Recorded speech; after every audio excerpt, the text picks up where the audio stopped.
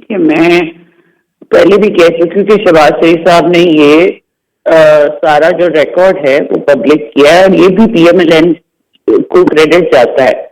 बात ये है कि देखें, जो तोशाखाना के जो लॉज हैं या तोशाखाना को किस तरह उन्होंने कीमतें लगाई जाती हैं, जहां जिस तरह भी लगाई जाती है, सब्सिडाइज लगाई जाती है, कम लगाई जाती है।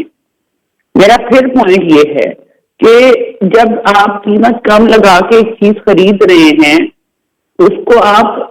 जो है वो पहले डिक्लेयर कर रहे हैं, उसके बाद उसको आप उस जगह से तोशाखाना से खरीद रहे हैं और फिर उसको पर्सनल यूज से इस्तेमाल कर रहे हैं। तो इसमें एक डिफरेंस है जो आपको मैं दोबारा समझा देती हूँ। ये है कि एक प्राइम मिनिस्टर एक मुल्क में जाता है, उसको गिफ्ट मिलता है और वो उसको डिक्लेयर नहीं करता, वो उसको अपने पास रख लेता है और उसके बाद जो है उनकी जो बीवी है वो उनको कहीं भी जाके किसी जूलर के पास जाके बेच देती है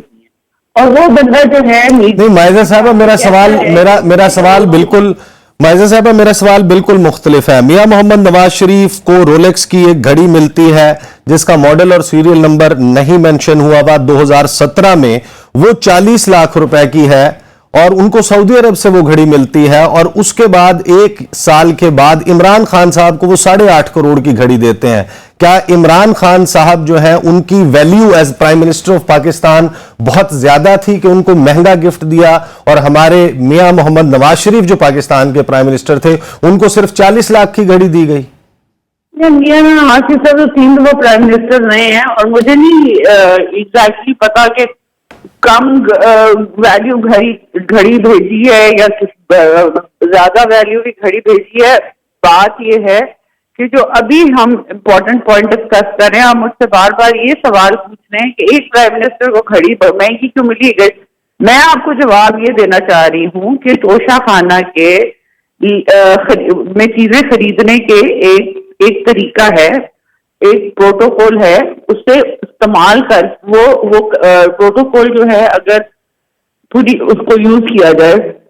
और उसको उसी तरह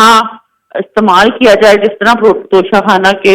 लॉज हैं, तो उसमें कोई कदर नहीं है, कोई इशू नहीं है। इशू तब आता है कि जब प्राइम मिनिस्टर उसको डिक्लेयर ना करे और उसको अच्छा माइजा साहब